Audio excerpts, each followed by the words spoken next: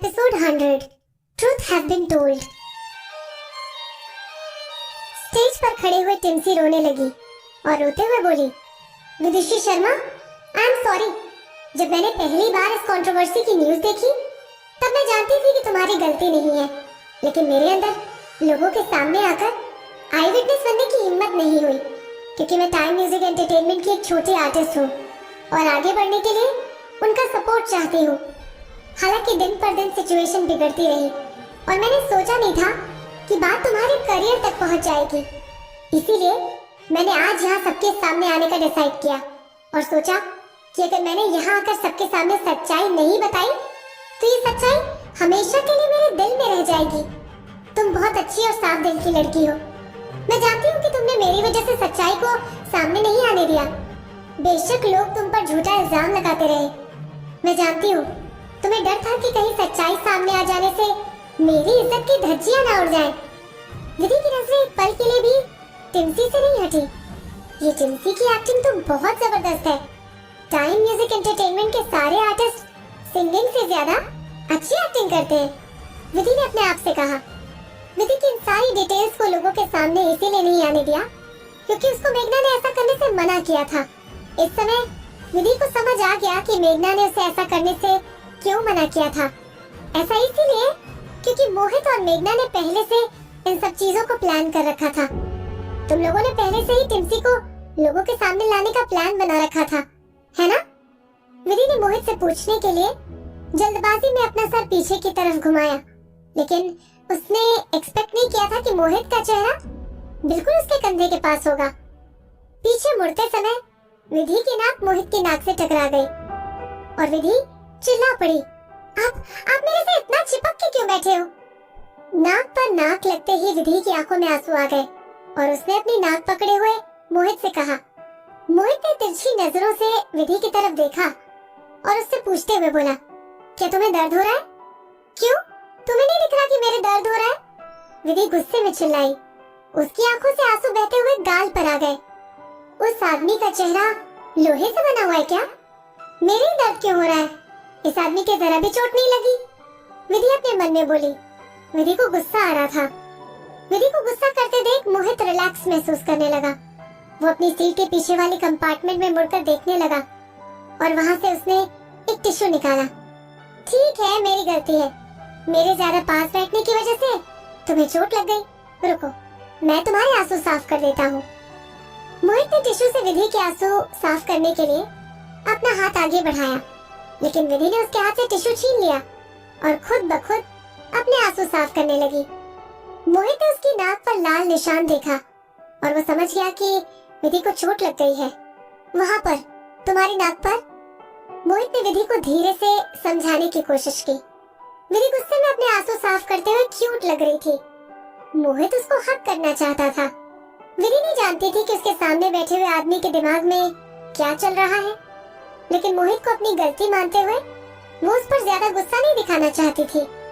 आखिरकार मोहित उसकी नाक से नहीं टकराया था, बल्कि वो मोहित के चेहरे से टकराई थी। विधि की चोट लगने में सारी गलती मोहित की नहीं थी। विधि बिना कुछ बोले मोहित से दूर खिसकते हुए दरवाजे से चिपक कर बैठ गई। छोड़ो, अब मैं ठीक हूँ। मोहित इस बार उसके पास नहीं आया, लेकिन वो अपने मन में डिसअपॉइंटेड महसूस करने लगा। उन दोनों के बीच की दूरी एक बार फिर से बढ़ गई थी। वो बोला, ऐसा लगता है कि तुम्हें ज्यादा चोट लग गई। चलो, अब हम वापस जाएंगे। मैं तुम्हें एक मॉइस्चराइजर की ट्यूब दे दूंगा।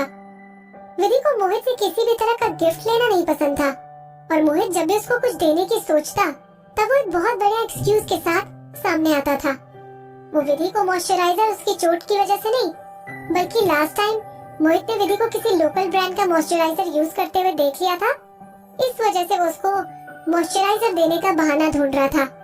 मोहित को विधि के लिए बुरा लगा। लड़कियां अपनी जान से ज्यादा अपने चेहरे का ध्यान रखती हैं। विधि अपना सर हिलाकर मोहित को मना करना चाहती थी, लेकिन मोहित के एक्सप्रेशंस को देखकर वो उसको मना नहीं कर पाई। ठीक है, विधि ने अपने चेहरे पर सिंपल स्ट्रेट एक्सप्रेशन रखकर कहा। आगे वाली सीट पर बैठा हुआ ड्राइवर इस सारी सीन को गाड़ी के रिव्यू मिरर से देख रहा था। वो अपने बॉस की एक्टिंग देखकर अपने मन में बोला, मोहित सर, असली एक्टिंग अवार्ड के हकदार तो आप हो। टिम्सी ने रोते हुए उस दिन का सारा इंसिडेंट लोगों को बता दिया। टिम्सी ने जो कुछ भी कहा, वहाँ खड़े हुए लोग उसकी बात को डिस्कस कर रहे थे। कौन जानता था कि मुक्ति इतनी चालाक निकलेगी। मुझे तो ये सोचते हुए भी डर लग रहा है कि मुक्ति अपना बदला लेने के लिए किस हद तक गिर सकती है। Exactly, you can't judge a book by its cover. टिम्सी को स्टेज पर रोते देख सब लोग उसके लिए बुरा महसूस करने लगे। हालांकि ऑडियंस में खड़े किसी आदमी ने डिफरेंट पर्सपेक्टिव से सोचते हुए चिल्लाकर कहा, बेशक मुक्ति ने गलती की थी, लेकिन फिर भी उसकी बॉडी वीक है। मिस विदुषी के चाटा मारने की वजह से मुक्ति को हार्ट अटैक आ गया। कोई इतना बेरहम कैसे हो सकता है? मुक्ति को हार्ट अटैक नहीं आया था, टिम्सी ने माइक में कहा। क्राउड का रिएक्शन हैरान होने वाला था। क्या मुक्ति के हार्ट अटैक की न्यूज़ झूठी थी? ऑडियंस में ये बात आई। टिम्सी, तुम्हें अपनी स्टेटमेंट की रिस्पॉन्सिबिलिटी लेनी पड़ेगी। ऑडियंस में से कुछ लोगों ने उसकी बात पर भरोसा नहीं किया। जो कुछ भी मैंने कहा ये बिल्कुल सच है। इंटरनेट पर र्यूमर्स फैला रही थी कि मुक्ति को उस रात इमरजेंसी ट्रीटमेंट के लिए भेजा गया, लेकिन असलियत में वो उस रात मेरे साथ थी और मुझे किसी और से चाटे पड़ते हुए देख रही थी। अपने आंसू रोकने की वजह से टिम्सी ने अपने चेहरे को ढक लिया। इसीलिए मैं जानती हूँ कि मुक्ति को कोई हार्ट अटैक नहीं आया, बल्कि मैंने खुद से उसकी बीमारी के बारे में जानने की कोशिश की।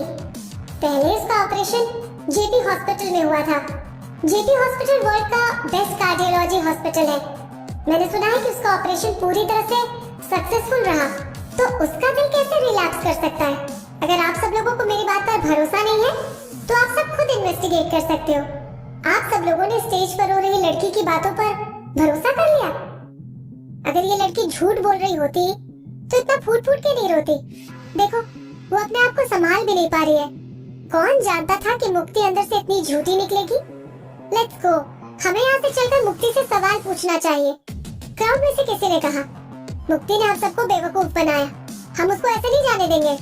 हाँ हाँ, सारे क्राउड ने मिलकर कहा, हम तो इतने टाइम से मुक्ति को डिफेंड करने की कोशिश कर रहे थे। वो हमारी आइडल बनने के लायक नहीं है। वहाँ का सारा क्राउड वापस स्टेडियम के अंदर घुस गया। मुक्ति अपना गाना खत्म कर चुकी थी और वहाँ बचे हुए लोगों को थैंक यू बोल रही थी। मुक्ति पहले से ही अपने वोट काउंट के लिए परेशान थी। वो जानती थी कि उसका विदुषी से जीतना नामुमकिन है। हालांकि क्राउड को वापस आता देख वो चौंक गई। वो अपने चेहरे पर प्यारी सी मुस्कुराहट लेकर बोली, प्लीज आप सब मुझे सपोर्ट कीजिए और अपने इस कीमती वोट का इस्तेमाल करके मुझे ये कंपटीशन जितवा। इससे पहले कि मुक्ति अपनी बात खत्म कर पाती, वापस आ रहे क्राउड में से किसी ने मुक्ति के परिवार को गाली दी। लेकिन गाली देने वाला शख्स तुरंत समझ गया कि मुक्ति को गाली देना मतलब दीवा विधि को गाली देना। वो अपनी बात को बदलता हुआ बोला, तुम हमारी विधि की छोटी बहन बनने लायक नहीं हो। तुम हमारी आइडल विधि पर कलंक हो। हाँ, तुम बहुत चालाक हो। तुमने हमारा इस्तेमाल करके विदुषी को बुरा भला कहा। विदुषी की जगह हम तुम्हें एंटरटेनमेंट सर्कल से बाहर निकलवा देंगे। इवेंट से वापस आए हुए क्राउड ने मुक्ति पर गुस्सा करना शुरू कर दिया। जो ऑडियंस पहले से ही स्टेडियम के अंदर खड़े होकर शो देख रही थी, उनको समझ नहीं आया कि बाहर से आए हुए लोग ऐसे क्यों बोल रहे हैं। मुक्ति भी हैरान थी, ऐसा ऐसा क्यों हो रहा है? क्या हो गया? सब लोग मेरे पर अपना गुस्सा क्यों उतार रहे हैं? मुक्ति ने अपने आप से कहा। मुक्ति के साथ पहले ऐसा कभी नहीं हुआ। मुक्ति के कंधे में दर्द हुआ, जैसे कि उसे किसी ने कुछ मारा हो। मुक्ति ने अपना सर झुकाया और स्टेज पर पड़ी हुई पानी की बोतल को देखने लगी। ऑडियंस में से किसी ने मुक्ति को पानी की बोतल फेंक कर मारी थी। वो पूरी तरह से डर गई और उसने अपने चेस्ट को दोनों हाथों से कवर कर लिया। हालांकि मुक्ति नहीं जानती थी कि उसको एक और पानी की बोतल आकर लग जाएगी। इस बार किसी ने जूस की बोतल रखी थी। जूस की बोतल सर पे लगने की वजह से मुक्ति के बालों और शरीर पर सारा जूस फैल गया। उसके बालों का हेयर स्टाइल पूरी तरह से बिगड़ गया और वो जल्दी से पीछे हटने लगी। जल्दबाजी के चक्कर में मुक्ति ने अपनी हील्स से अपनी ड्रेस के ऊपर पैर रख दिया और वो स्टेज पर गिर गई। मिस मुक्ति, टाइम म्यूजिक एंटरटेनमेंट के स्टाफ के लोग उसके पास भाग कर आए और मुक्ति को जल्दी से उठने में मदद करने लगे। उनके पीछे स्टेज पूरी तरह से बर्बाद हो चुका था।